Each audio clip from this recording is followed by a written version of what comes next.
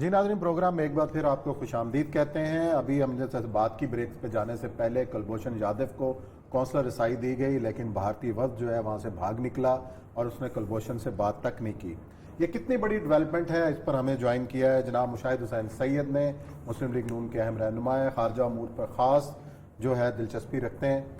जी मुशाहिद साहब, ये कितनी बड़ी डेवलपमेंट थी। पाकिस्तान ने दूसरी बार कौंसलर रसाई दी, लेकिन भारतीय वफ्द के वही बहाने हीले और बहाना लगा के वहाँ से वो भाग गए। अस्सलाम वालेकुम जी, औरिया साहब, उस्मान साहब और आपके व्यूअर्स को बड़ा अस्सलाम वालेकुम मेरी तरफ से। देखिए, ये तो उन्होंने करना ही था, क्योंकि बात ये है कि वो कुलभूषण यादव रॉ का सरकर्दा लीडर, एजेंट हिंदुस्तान का, जो पाकिस्तान को डिस्टेबलाइज करने आया था, वो he was cot red handed. बिल्कुल, उसने कन्फेशन भी की है, इतराफ जुर्म किया है। हिंदुस्तान के पास कोई केस नहीं, और हमने कानून के मुताबिक, जितने डिप्लोमेटिक वियना कन्वेंशन से डिप्लोमेटिक हवाले से उनके मुताबिक हमने पूरा मुहज़्ज़ब तरीके से डील किया है। उनका चूंकि केस कोई नहीं है, तो वो अब इसको पॉलिटिसाइज करना चाहते हैं। हालांकि हमने उनकी फैमिली से मुलाकात कराई, और जिस तरह एक ऐसे जासूस को तो इवन अमेरिकन कोल्ड वॉर में सोवियत जासूस को या सोवियत यूनियन CIA जासूस को इस वक्त ट्रीट नहीं करते थे।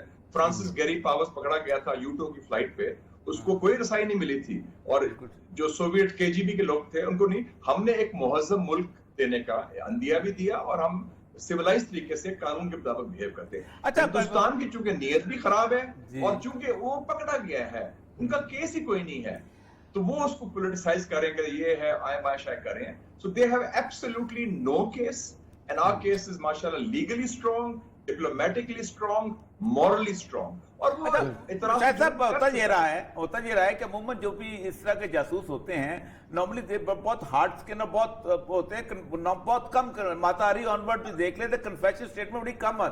ये तो इतना वीक आदमी था कि इसने तो हर चीज से खोल के बता दी। जी जी, I think he was a bit of a raw agent and also a bit of a बनिया mentality. हमारी पैसा शैसा का होता है, तो उसने कहा कि वो मैं पार्ट टाइम जासूस था, वो पैसा भी बनाना चाह रहा था, तो वो बेचारा पकड़ा गया। हिंदुस्तान ने उसको लेफ्टिनेंट कमांडर ऑल्सो नेवी का भी था ऑफिसर, तो वो नया कच्चा चोर था, तो कच्चा चोर और फिर ऐसे बिहेव करता है। लेकिन बात ये है कि हमने प्रूव कर दिया इंटरनेशनल कम्युनिटी के सामने, सबके सामने, कि ये एक एजेंट है और हम उसको अच्छी तरह ट्रीट कर रहे हैं। तो it goes to the credit of Pakistan, हमारी रियासत का। सही है। अच्छा मुशाहिद साहब, दो चीजें आज हम डिस्कस करना चाह रहे थे आपके साथ, क्योंकि ज़ाहिर बात है आपसे बेहतर कोई पाकिस्तान में इसको डिस्कस नहीं कर सकता। एक तो ये जो अभी चाइना का ईरान के साथ एग्रीमेंट हुआ, ज़ाहिर बात है इसका कोई ग्वादर के साथ, कतर सीपैक के साथ कोई ताल्लुक, बिल्कुल डिफरेंट सा रूट भी, हर चीज भी है। दूसरा ये था कि ये इस वक्त चाइना जिस चीज पर रिएक्ट कर रहा है, ये इंडो पैसिफिक जो उसकी कमान जो है उन्होंने बिल्ड की है। आप जरा सा ये बताइएगा कि उसकी बावजूद बजट कंस्ट्रेंट्स के अमेरिका अपने पैसे लगाए रहा है, जापान और चाइना इंडिया को साथ मिला के कुछ कर रहा है, सब कुछ। आप ये बताइएगा कि क्या ये सक्सेसफुल हो सकता है बाकी सारे मुल्कों को मिला के, जो नीचे वियतनाम है, लाओस है, कंबोडिया है, कंटेनमेंट ऑफ चाइना में? देखिए जी, अब अमेरिका ने बाकायदा ऐलान कर दिया है एक नई जंग का, ठीक, चीन के खिलाफ। उनको हर 10-15 साल के बाद दुश्मन की तलाश होती है। जो अमेरिकन एस्टैब्लिशमेंट है, उनका मिलिट्री इंडस्ट्रियल कॉम्प्लेक्स है। कोल्ड वॉर में सोवियत यूनियन था, हमारी बारी इस्लाम की बारी है, अफगान जिहाद के बाद उन्होंने हमारे पीछे पड़ गए। अब वो चूंकि वो नाकाम हो गए मशरकी वस्ता में, अमेरिका रिट्रीट कर गया सीरिया, इराक और अफगानिस्तान से, और उनकी फेलियर हो गया। अब उन्होंने सीरियस थ्रेट लिया है, लेकिन दे आर लिटिल लेट। ये अब उन्होंने, अब चाइना का राइज इतना ज्यादा हो गया है और चाइना इतना आगे बढ़, चाइना को कंटेन करना बड़ा मुश्किल होगा। अब उन्होंने क्या किया है, उन्होंने एक तो अलायंस बनाया है, क्वाड जिसे कहते हैं, ऑस्ट्रेलिया, यूनाइटेड स्टेट्स का, उनके मोदी भाई जो है साथ और को मिला के, और जापान के साथ। ठीक, अब वो कोशिश की है। फिर उसके साथ उन्होंने ये भी कोशिश की कि चाइना के खिलाफ प्रोपेगेंडा किया जाए, बेल्ट एंड रोड के खिलाफ। फिर उन्होंने उनकी अब अमेरिका जो सरमायादारा मुल्क का सबसे बड़ा फ्री ट्रेड, फ्री मार्केट का अलमबरदार था ग्लोबलाइजेशन का, वो अब रोक रहा है चाइनीज कंपनीज को क्योंकि उनसे कम्पीट नहीं कर सकते 5G के हवाले से। ठीक। तो ये अमेरिका का मिलिट्री क्लाउड अभी भी है, स्ट्रेटेजिक क्लाउड है, लेकिन पैसा उनके पास कम हो गया है। 6 खरब डॉलर, $6 ट्रिलियन उन्होंने 9/11 के बाद जाया किए हैं जंगों में मुस्लिम दुनिया में, जिसके नतायज जीरो हुए हैं। तो मेरा ख्याल में उनके लिए मुकाबला करना मुश्किल होगा। और दूसरी बात, और यह सब बड़ी इंपॉर्टेंट है, चीन ने उनकी हिस्ट्री देखें, वो कहते हैं हमारी 100 साल हुई है सेंचुरी ऑफ ह्यूमिलिएशन, 1840 जो ओपियम वॉर से लेकर 1949 तक। ठीक। अब जो हमारी सरहदें हैं, चाहे हिंदुस्तान लद्दाख में गड़बड़ करे, चाहे हांगकांग में कोई गड़बड़ करे, चाहे तिब्बत में गड़बड़ करे, उस पर रेड लाइन है, वो कॉम्प्रोमाइज नहीं है। तो हमारे लिए, ये पाकिस्तान के लिए बड़ा फायदा है कि जो हिंदुस्तान का इनखला हो रहा है ईरान से, जो हिंदुस्तान की पिटाई की है चाइना ने लद्दाख में, और जो चाइना खुद बराह रास्त ईरान में आ गया है, और हमने जो अफगान अमन मुआहदे के जरिए हमने ये अपना वेस्टर्न बॉर्डर सिक्योर कर लिया है, तो हमने सीपेक को बचा लिया है, हमने मगरबी सरहदों को बचा लिया है, हमने हिंदुस्तान को आइसोलेट कर लिया है, और चाइना जो है इस वक्त आगे, जो हमारा बेहतरीन दोस्त भी है, हमारा हमसाया भी है, उससे हमारे ईरान से भी ताल्लुकात बेहतर होंगे, और अफगानिस्तान से सिचुएशन में भी हमारा रोल अच्छा होगा। अच्छा मिशाइल साहब, जो असल इंपॉर्टेंट चीज ये है, जो एक नक्शा अजीत सा बन रहा है, और वो उसमें लगता यही है कि जो लैंड के साथ कनेक्टेड मुल्क हैं, उनके साथ चाइना ने ताल्लुकात बेहतर बना लिए हैं, मतलब नेपाल है, मतलब भूटान है, इस तरह का इलाका। और जो सी को रोकने वाले मुल्क थे, वहां उन्होंने वो जिसे कहते हैं इंडो पैसिफिक, जो एक नया, जिस पे चाइना ने बहुत रिएक्ट किया है। तो जाहिर बात है कि अमेरिका जो है किसी न किसी तरह इस को डिस्टर्ब करने के लिए एक मिनी वॉर तो चाहेगा, और वो उसके लिए तो इंडिया का ही मैदान बनता है किसी तौर पर भी। तो डू यू एक्सपेक्ट कि एक इंडिया की और चाइना की ऐसी वॉर जो है, अब बेशक वो सिलगरी पे हो, वो जैसे चिकन नेक कहते हैं, या लद्दाख पे हो, या किसी और जगह पे, आप समझते हैं कि मैदान जंग बनने वाला है? मेरा नहीं ख्याल।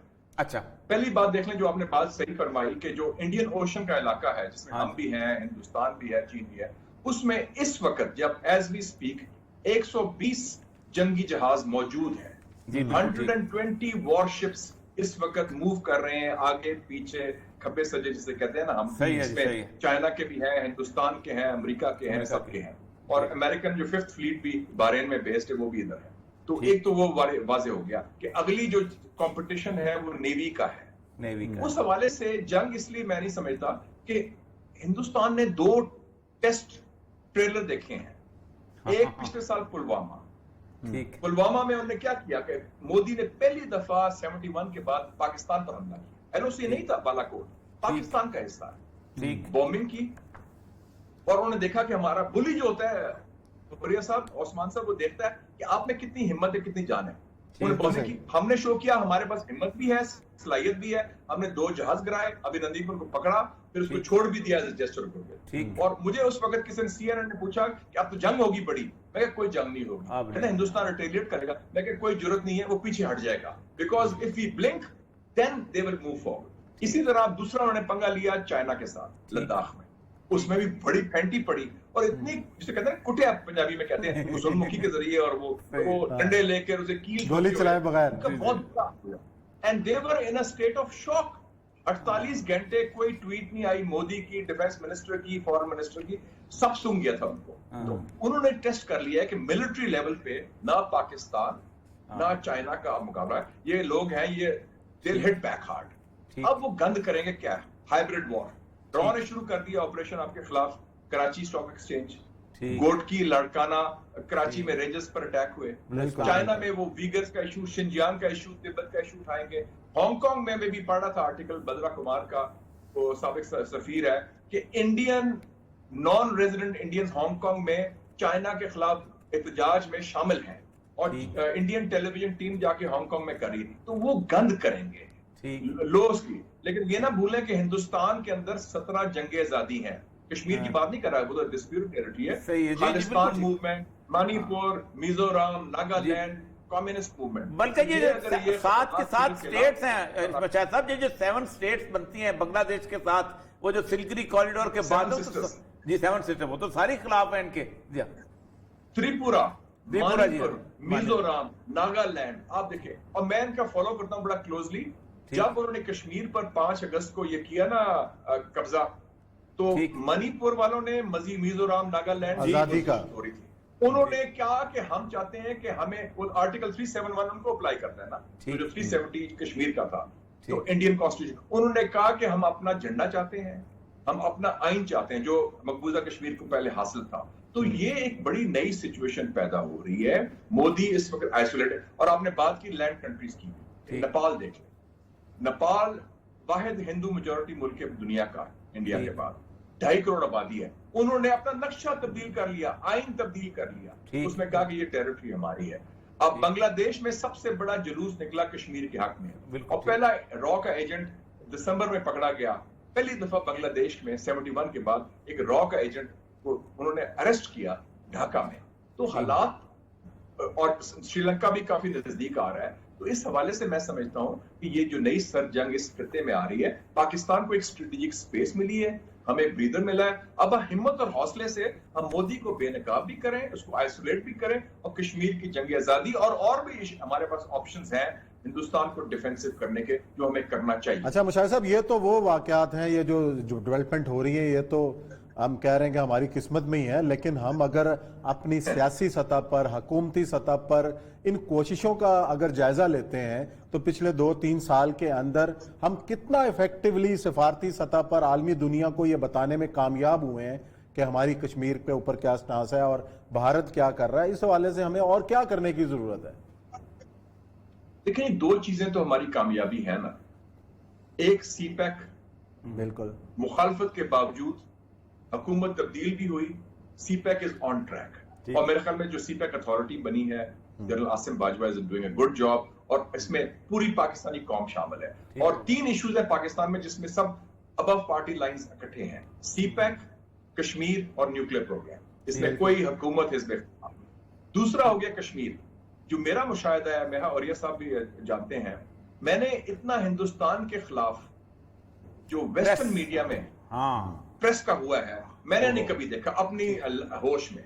انٹالرنٹ انڈیا اکانومسٹ کہہ رہا ہے، new York Times, Washington post, ابھی پلٹزر پرائز ملا ہے کشمیری فوٹوگرافر کو کشمیری کی جنگ آزادی. جتنا مودی گندا ہو رہا ہے، جتنا ہندوستان کی تنقید ہو رہی ہے، ہندوستان کا امیج تھا لبرلزم، سیکولرزم، نیرووین انڈیا، یہ ماڈریٹ انڈیا، ہمیں کہتے تھے آپ ایکسٹریمسٹ. الٹا ہم ایک ماشاءاللہ جاندار جمہوریت بھی ہے، اور ہمارا، میں سمجھتا ہوں ہمارا پریس اور ہمارا میڈیا ان سے 1000 گنا زیادہ آزاد ہے. وہ تو ایک فاشسٹ، اور ارندھتی نراؤ نے جو کیا کہا ہے کہ it's a structure of fascism is being erected in India and RSS is the state. RSS وہ ہے جو نازیزم کے فالوورز ہیں نظریاتی طور پر. تو ہندوستان کو ہمیں اور گندا کرنا چاہیے. یہ خالستان کشمیر ریفرنڈم فرنٹ بنا ہے امریکہ لندن میں، انہوں نے اس کو کیس کیا ہے. ہمیں RSS کو ڈکلیئر کرنا چاہیے ایز اے ٹیررسٹ آؤٹ فٹ. ہم European court of human rights جائیں اسٹراسبرگ، لیگلی دیکھیں، پارلیمنٹری ڈپلومیسی ہے، ہیومن رائٹس ہے. جوزف بائیڈن جو آئندہ امریکہ کا صدر ہوگا انشاءاللہ، اچھا صدر ہوگا، آپ خبر دے رہے ہیں، کشمیر پر بات کی وہ اس نے کشمیر کی بات کی.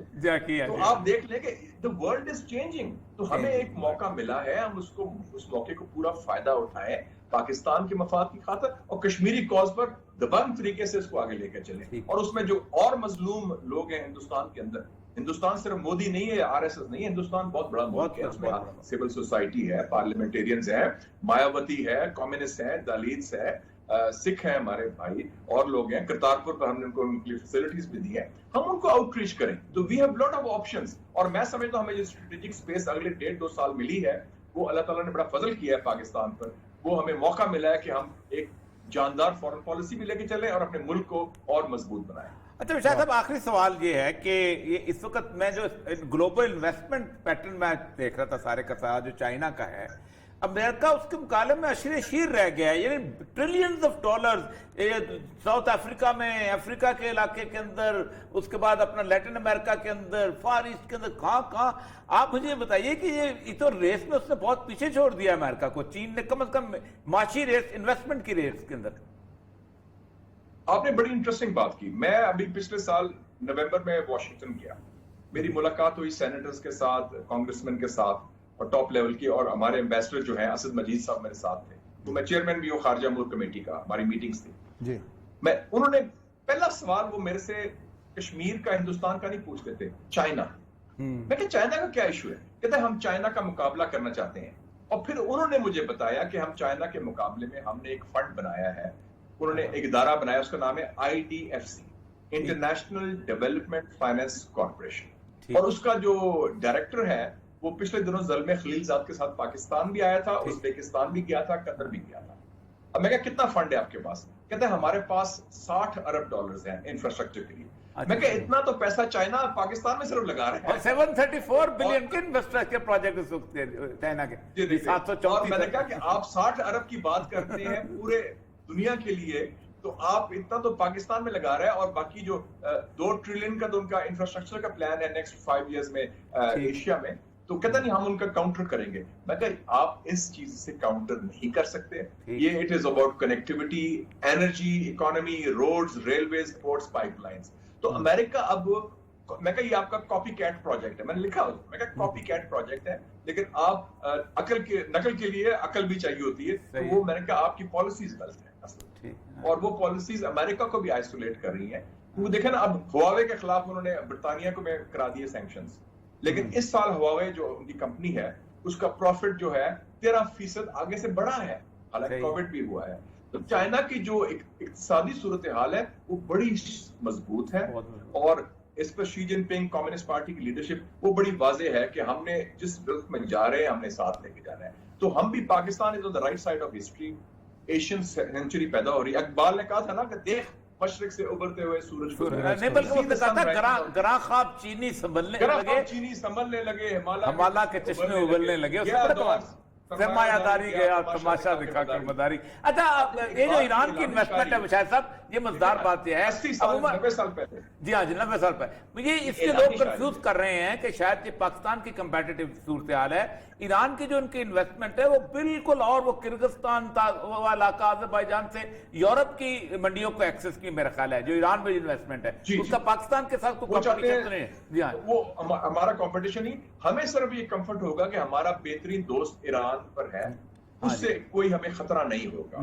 پہلے خطرہ تھا کہ جیسے چابہار میں اگر انڈیا آ جائے تو ہندوستان گند کرے گا بلوچستان کے خلاف، گوادر کے خلاف، سی پیک کے خلاف اور پاکستان کے خلاف، تو وہ ہمیں خدشہ ختم ہو گیا۔ ایران کو بھی سہارے کی ضرورت تھی، اور اچھی بات ہے کہ انہوں نے چنا، اور میں سمجھتا ہوں کہ اس میں جنرل باجوہ نے اچھا کام کیا کہ وہ خود ایران گئے، وہ خود افغانستان گئے، ایران اور افغانستان سے تعلقات بہتر کیے، ایرانی آرمی چیف بھی پاکستان آیا ہے، تو ایرانیوں کو بھی ہماری ضرورت ہے ایک مضبوط مستحکم پاکستان کی، جو ان کا اپنا جو ایسٹرن فلینک ہے کور کرے اور ہمارا بارڈر بھی سیکیور ہو۔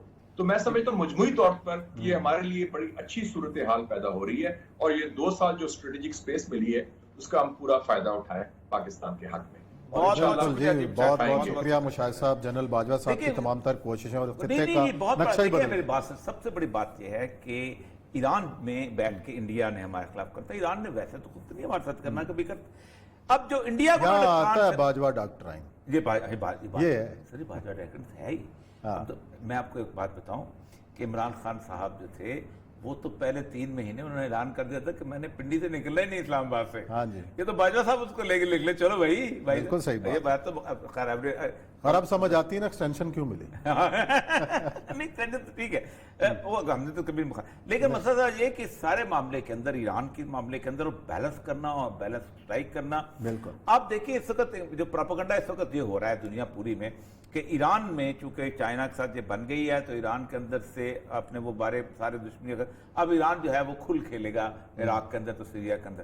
میں نے کہا ایران کو اگر یہ چیز مل جائے، اب دیکھیں نا $232 بلین کی انویسٹمنٹ ہے، اور میں آپ کو بتایا کہ ایران کے اوپر سے نا کیسپین کا جو سی اس کے پاس ہے نا، یہ اتنی بڑی نعمت ہے قدرت کی طرف سے، جغرافیائی نعمت، کہ وہ پورے کے پورے سینٹرل ایشین اسٹیٹ، اس میں تو صرف بھارت ہی آؤٹ نہیں ہوا، امریکہ بھی تو آؤٹ ہو گیا نا خطے سے۔ امریکہ تو پہلے آؤٹ ہوا ہے نا، دیکھیں امریکہ نے یہ 10 دفعہ بتایا کہ ہیلری کلنٹن نے جو آرٹیکل لکھا تھا آج سے 2010 کے اندر کہ where we are going to invest in next 10 years, اور اس نے کہا تھا کہ جب تک آپ کنٹینمنٹ آف چائنا نہیں کرو گے اس وقت تک آپ آگے نہیں بڑھ سکتے۔ صحیح بات۔ اور کنٹینمنٹ آف چائنا کے اندر ہوا یہ ہے کہ وہ خرگوش کی طرح نا یہ ادھر لگے رہے ہیں، اور جس وقت اوباما نے پہلی دفعہ 560 سولجرز منگائے ہیں تو اس کے بعد پینٹاگون نے کھڑے ہو کر کہا کہ تم نے ہمارے منہ پہ کالک مل دی، تو اوباما سے کہہ کے انہوں نے 8-10 ہزار سولجرز اور بھجوا دیے۔ اچھا، ایک سمٹ شکاگو سمٹ جس کو مشہور کہتے ہیں، نیٹو نے کہا ہم 1,60,000 فوجیں اپنی واپس لے جائیں گے، وہ اس میں بھی انہوں نے روکا. یہ جو انہوں نے 2011 سے لے کے 2010 تک جو کرنا تھا نا, سارا کچھ واپس کرنا تھا, وہ انہوں نے 2020 تک لے کے آگئے. اچھا, دوسری جو اہم بات مشاہد صاحب نے کہی, جو ان کو امید ہے کہ جو بائیڈن جو ہے وہ نیکسٹ صدر ہوگا امریکہ کا, تو اگر وہ آ جاتا ہے تو پھر امریکہ کا رول جو ہے وہ کیا ہوگا؟ میرا خیال ہے کہ کشمیر کے حوالے سے ٹرمپ کو ہی آنا چاہیے. میرا نزدیک ٹرمپ کو آنا چاہیے. اچھا, جس طرح وہاں مودی ٹھیک ہے نا, ہاں. اگر مودی نہ ہوتا تو آپ کا اخلاقی طور پہ اتنے بلند ہو نہیں سکتے تھے. انڈیا کا اصل چہرہ اس نے دکھایا دنیا کو, جو اس کا خلیص چہرہ تھا. یہ ٹرمپ نے اصل چہرہ امریکہ کا دکھایا دنیا کو. چلیں جی ناظرین, یہاں بریک لیتے ہیں. بڑی حوصلہ, بڑی بہترین گفتگو اور امید کی جو کئی کرنیں جو ہیں ہمیں اس گفتگو سے نظر آئی ہیں. پاکستان کے لیے جو کامیابیاں اس خطے کے اندر ہیں وہ بھی ایک حوصلہ افزا بات ہے. یہاں لیتے ہیں بریک, اور بریک کے بعد آئیں گے اور ذکر کریں گے کراچی کی کے الیکٹرک کے ایشو کا, اور بات کریں گے ڈاکٹر عامر لیاقت حسین سے.